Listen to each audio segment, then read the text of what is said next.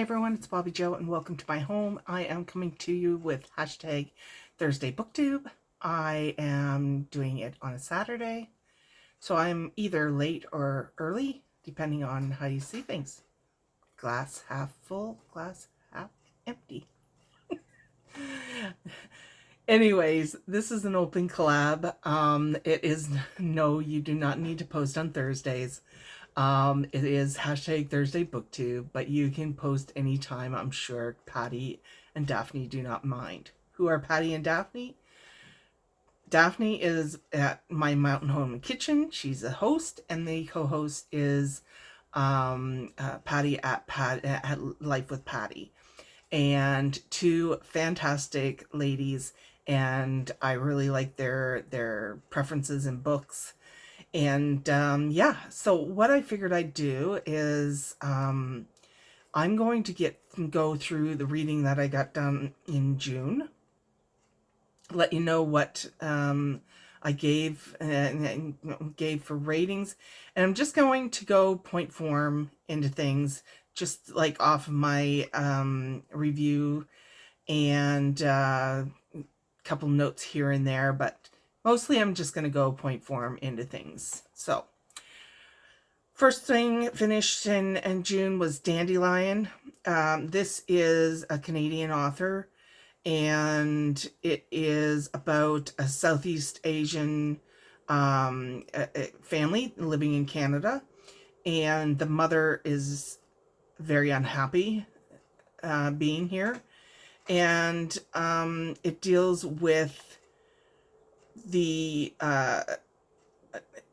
that issues, and also the cultural aspects of being in Canada and being Southeast Asian at that time. So I found this very educational, not only for to see some of the prejudices, but also to see the cultural aspects of it, because I just love hearing about how different cultures do things. I just find that interesting. So it was educational. It was very emotional and very tragic at the same time. I liked how they kept bringing back the idea of the dandelion and throughout. So I liked that. It was very well paced, and I really felt a connection, especially to the main character, but also the father. And then the ending was really, really sad, but well done. There was an incorrect word usage here and there, but that was it. My favorite quote: "It was as if they were pollen that was lifted by the wind and landed in this place when the air quieted, unplanned, unprepared, planting themselves in soil they did not choose."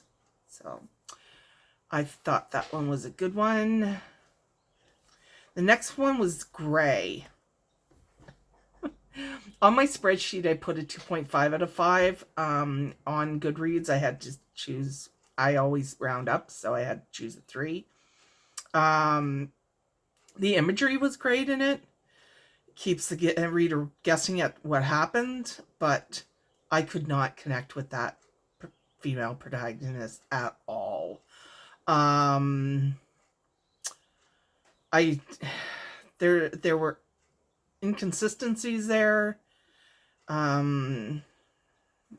Things just, it had no connection between the characters, and the struggles within themselves, and I just couldn't get into it. And I'm so glad. I thought about reading the whole collection, and I'm so glad I did not, because it took a lot for me to get through this book. The favorite quote, though, I do have. The good news is everyone is doing the best he can.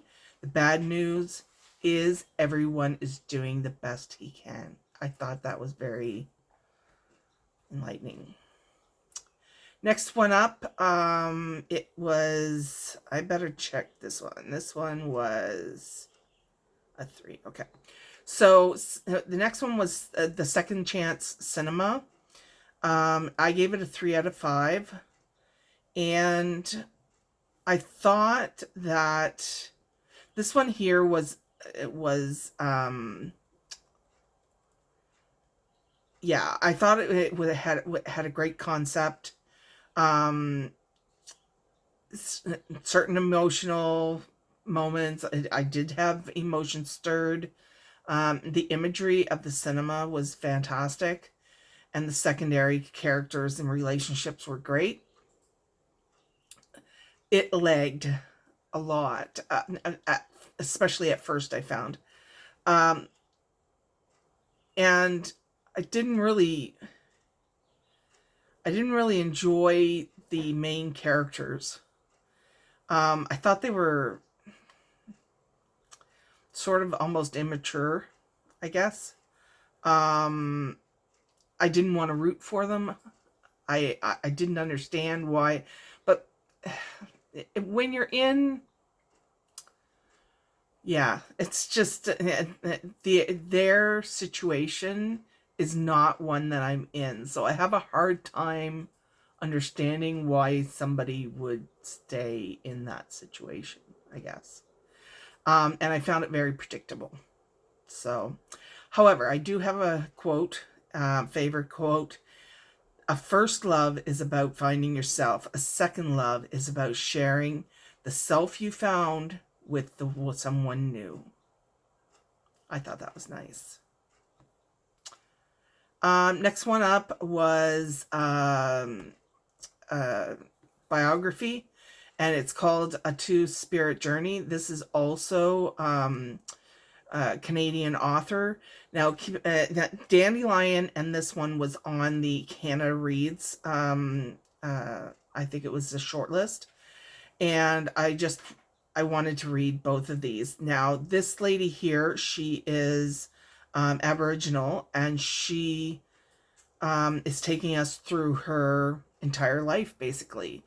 And what I liked most about this is, I don't know how many of you have had or listened to Aboriginal storytelling, but I felt this was bang on, and I felt like I was right next to her, like around a fire, just chit-chatting, and her telling a story. It was very emotional, hopeful at times, inspirational, and educational. It's always educational to learn more about the Aboriginal culture. I found the last part of the book, the final chapter or two, it felt more like a resume. It was like listing everything quickly that wasn't said before, I guess. I would have preferred the longer, either a longer book to put those in, or just leave those aspects out. And I would have been fine with that as well. I just found that they did a really good job putting you in that mind. Like, I thought it was a really good book. And now I audioed this book. And I suggest, based on what I've heard with from other people in their reviews, I would suggest the audio. Mostly because when you're in it, it feels like you're right there and you're having the story told. Favorite quote was, my grandmother said, you have two spirits in your body, mind, soul, and your heart. You're carrying two spirits, and people don't want to understand that. So I'll leave that with you. Next one was Canticle. I think I'm pronouncing that right. This one was from NetGalley, so this is only coming out December 2nd. And I put this in my calendar So I'll try to remind you guys, because this, if I could have given this 10 stars, I would have. This is a fantastic book. It is very, very well written. It's about Elise, I think her name is, and she's a typical teenager back in, I think it's 1500s, I think it is. She is, but she does have these visions of, and eventually she wants to go into a life with God, and she chooses the Franciscans, and the monk, she walks away from a marriage proposal and to follow this monk, and it goes through her, and it's a very short time. It's like between 15 years old and 17 years old or something like that, and the progression through that, and the writing in this was exceptional. I thought it was, and this is a debut album. I don't know if she wrote like short stories before, or I don't know, but the writing in this is fantastic. It's poetic at times. I reread passages just to keep enjoying them. I disliked the villains in it. It was emotional. It could be, I compared it to some aspects to Dickens. It was thought-provoking, and the ending just makes you think and questioning and wondering. So it was a bit slow at first, at the very beginning, but once it took off, and so sad sometimes, and so enlightening other times, right? So the favorite quote, and there were a lot, but the one I picked out was, she pictures the monk who copied the verse and decorated the margins. But instead of ink, she imagines him dipping his quill into the colors of bluebirds and holly berries and bright spring moss. Just stuff like that in this book. That is one of my top books that I've ever read, to be honest. Beartown. I think a lot of people know this one. It's by Frederick Backman.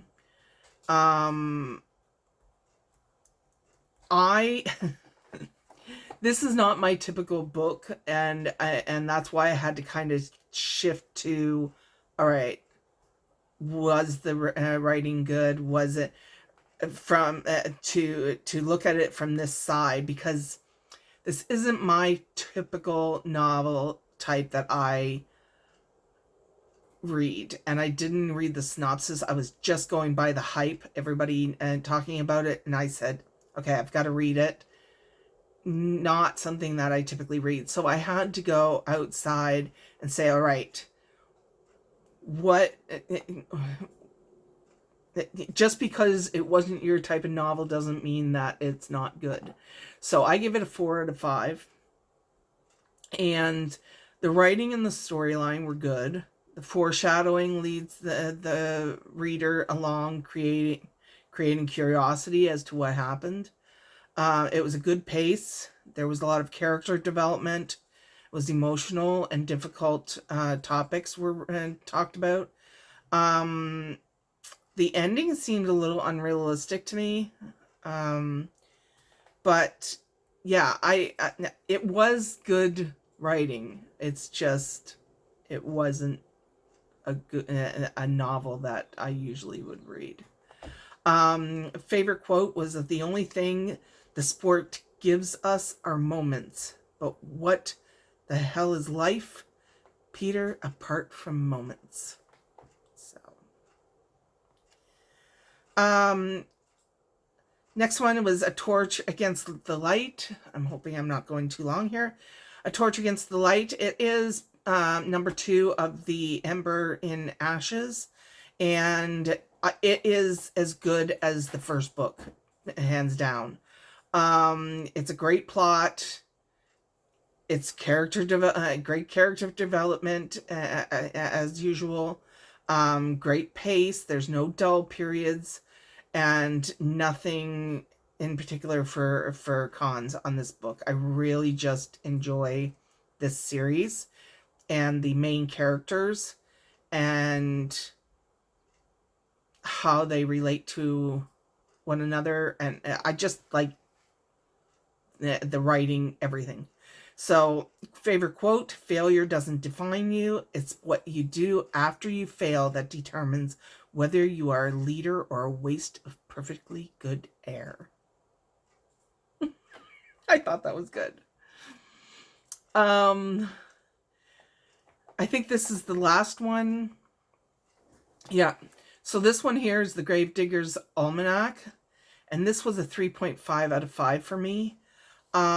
So basically it's a mystery, and you've got Leo, who's a cop, and you've got the Gravedigger, and you've got the lady that works with Leo at the cop at the police office, but she also highlights and moonlights as a dancer, and they come together to solve this crime, or a few crimes if you look at it that way.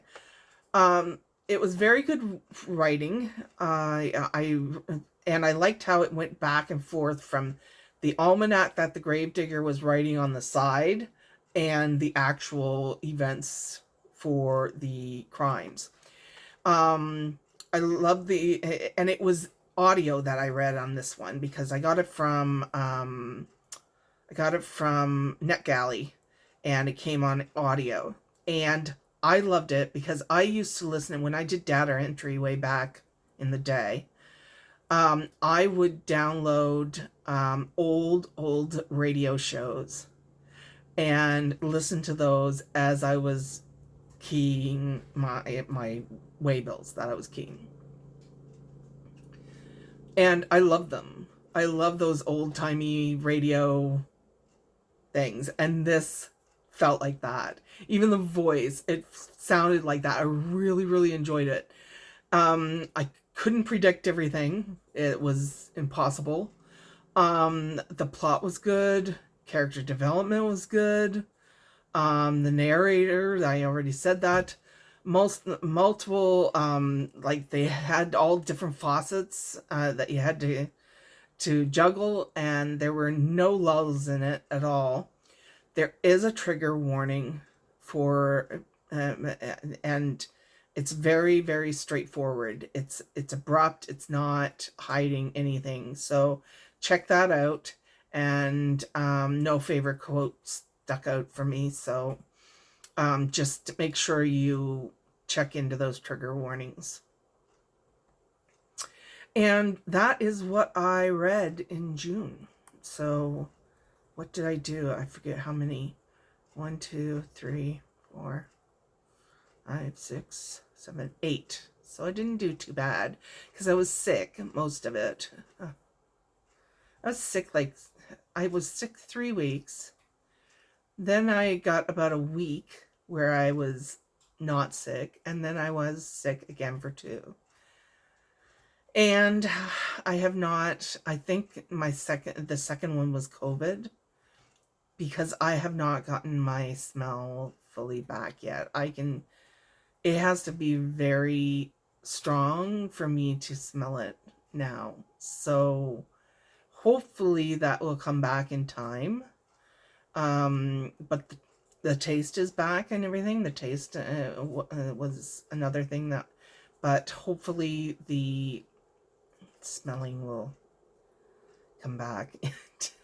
And I've been having these headaches as well, so hopefully that was part of that, and I just have to get over them. So anyways, that's my moaning and groaning. if I am putting a challenge on myself for hashtag Thursday Booktube, I am going to read a Danielle Steele book. I asked Patty today which ones for her favorites, and I'm going to try to read Danielle Steele. I don't know if she's my typical thing. I don't believe so, but I'm going to find out. I might as well read it. Patty put that on one of her videos that sometimes, people haven't read them. So I'm going to read one, or maybe two. I'll see what I like. Anyways, be prepared for that. Okay, thanks, guys. Bye.